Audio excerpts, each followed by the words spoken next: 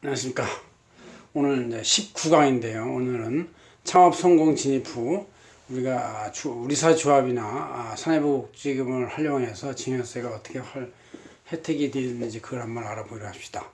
자, 창업 초기에는 어떤 의사결정의 신속화, 단일화를 위해서 대주주가 거의 대부분의 자금을 대고 또 조달해 오고 거기에 따른 펀딩을 하게 됩니다. 그죠? 그래서 이제 신속히 결정을 해야 되니까. 그러나 이제 어느 정도 매출과 이익이 성공하면서 중견기업으로 성장을 하면서 이제 계속 존속을 위해서는 이제 뭔가 여러 사람의 협조를 받아야 돼요. 그렇죠? 그래서 우리가 아는 말로 혼자 가면 빨리 갈 수 있지만 여럿이 함께 가면 멀리 갈 수 있다. 빨리 간다는 얘기는 금방 지쳐서 조그맣게 끝나거나 아니면 뭐 없어질 수도 있다는 얘기고, 멀리 간다는 얘기는 영속성으로 발전하고 회사가 성장한다 그런 얘기죠. 그래서 함께 가야 된다. 그러면 함께 가려면 같이 일하는 사람들의 인력도 유지를 해야 되고 이탈을 방지해야 됩니다. 이탈 방지하고 인력 유지하고 여러 가지 같이 가는 구조를 만들려면 뭔가 회사가 나의 것이다 라는 주인의식을 가질 수 있도록 만들어줘야 되는데, 그 주인의식을 가질 수 있도록 만들어주는 가장 대표적인 조세 제도 혜택 수단이 우리사회 조합이고 또한 사내복지기금 두 가지라고 생각할 수 있습니다. 그래서 우리사회 조합은 하나의 그 주식을 같이 공유 형태로 물론 그 중에서는 이제 다 우리사회 조합원 간에 가입에 돼 있을 뿐이지만 다 각자의 것이 있지요. 그래서 공유적 하나의 풀링으로 해서 그 중에서 이제 관리하고 회사에서 퇴사하면 다시 다른 사람이 승계하고 하는 것이 이제 우리 사회 조합이고, 사내근로복지기금은 거기에 복지를 위해서 즉 뭐 주거나 여러 가지 안정 또 장학기금 또 임직원에 대한 자녀에 대한 학자금융자 뭐 이런 걸 위해서 이제 복지기금을 만드는 것인데, 기금을 내려면 회사 현금을 낼 수도 있지만 이것을 회사의 대주주의 주식이나 또 증자 주식으로 할 수도 있습니다. 이렇게 해서 두 가지 활용을 통해 가지고 인력을 더 유지하고 더 많은 사람을 흡수할 수 있는 좋은 방법이다 그런 얘기죠. 그래서 그거를 제가 2016년 조세 전환에다가 한참 그때 산학적불리기 필 때 이런 식으로 보도를 한 적이 있고요. 표지가 바로 딱 그런 내용들이에요. 다 써놓은 내용이. 그래서 이 회계혁명과 조세율 역시 이 책에는 제가 68페이지에 그걸 그림으로 잘 그려놨습니다. 여러분들이 한번 요거를 그림을 잘 보시면 어떻게 구성되는지 한번 정지화면으로 한번 찍어보세요. 창 놓고 보시면 됩니다. 자, 그거를 제가 알기 쉽게 하기 위해서 그냥 그 많은 말을 제끼고 그냥 그림표를 하나 그렸습니다.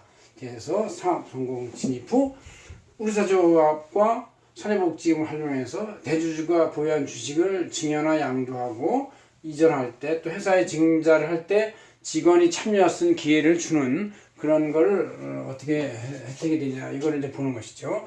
자, 그래서 먼저 대주주 보유 주식을 사내복지기금이라는 하나의 그 비영리 단체죠. 비영리 단체, 회사 내 비영리 단체한테 무상으로 양도할 때는 비영리 재단이 기금이니까 이것이 이제 증여세가 없습니다. 그래서 이제 대주주가 입장에서 볼 때 우리 사회조합에 양성하는 것도 있지만 어차피 같은 목적의 사람들한테 혜택을 주는 거라면 사내복지기금에 아예 무상양도를 하면 대주주 보유주식이 증여세 하나도 없이 갈 수가 있습니다.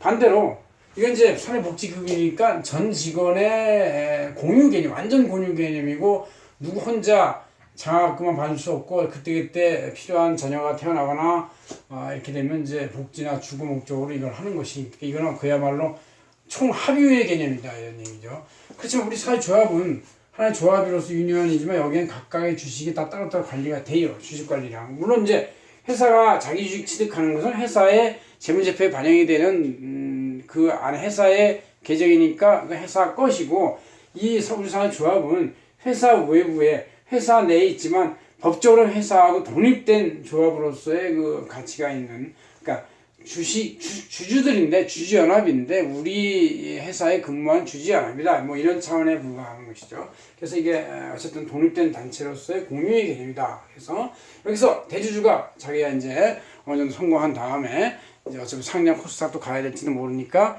지분을 분산하기 위해서 우리 주식을 여기다 이제 이렇게 증여를 하게 되는데, 이럴 때는 이게 또 하나의 주주고 이것도 하나의 주주기 때문에 이렇게 가는 주식에 대한 증여세는 무상증여를 한다 하더라도 증여세는 과세가 돼요. 어쨌든 왜냐하면 이게 공익법인은 아니니까, 비영리 공익법인은 아니니까 이제 증여세는 과세가 되고, 또 여기서 임직원한테 무상으로 취득하더라도 증여세가 과세가 되고, 또 경우에 따라 대주주가 보유주식을 각 직원들한테 무상으로 다 줄 때도 다 증여세는 과세가 됩니다.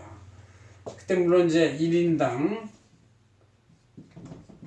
50만 원씩은 공제할 수 있죠. 물만 안 되지만 어쨌든 공제할 수 있는데 그 이상 초과액은 증여세가 과세가 된다. 그러니까 이제 이럴 때도 증여세 과세가 되기 때문에 아직 그 회사의 주가가 높이 반영이 되기 전에, 장부상 높이 반영이 되기 전에 주식을 증여하면 증여세가 이제 줄어드는 효과는 있죠. 작게 증여할 수가 있습니다.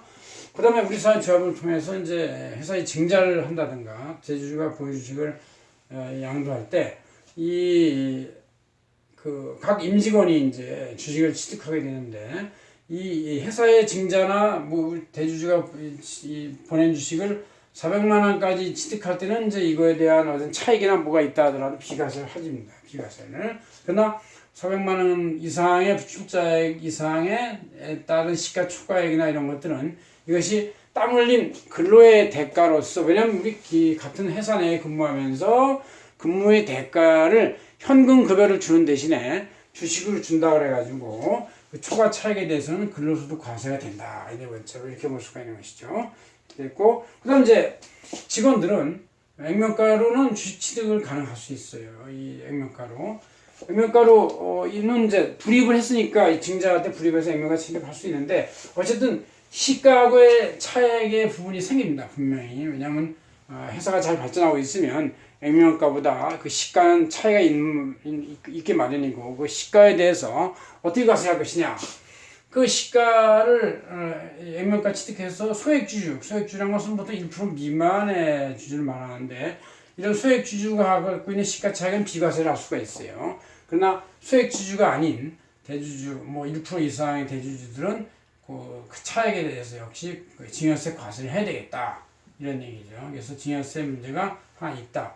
아니면 이제 일반적으로 400만 원까지는 근로소득 비과세가 되지만 그 초과는 근로소득 과세가 된다 해서 증여세와 근로소득 과세 뭐 이런 것 통해서 우리 사주조합은 약간 영향이 있지만, 사회복지권리금은 아예 모든 게 근로소득 때도 여기서 과세가 안 돼요. 뭐 장학금, 복지 주고 혜택이 있다 하더라도 근로소득 비과세 항목으로 열거되어 있습니다. 그래서 이렇게 혜택이 있다는 걸 아시고, 여러분들이 회사의 창업을 통해서 여러분들이 이렇게 회사가 커질 때 직원들한테, 같이 일하는 직원한테 혜택을 많이 줄 수 있다. 혜택에서 우리가 가장 중요한 것은 증여세가 있느냐 없냐 그런 문제고, 근로소득세가 있느냐 없냐 그런 문제니까 그런 관계를 잘 봐서 여러분들이 어느 정도에선 다 비과세가 되지만 그 이상의 시가총각 차익 아니면 대주주가 되는 사람들은 과세가 되더라. 그건 이제 알 수가 있습니다. 예, 고맙습니다. 박현정 회사였습니다.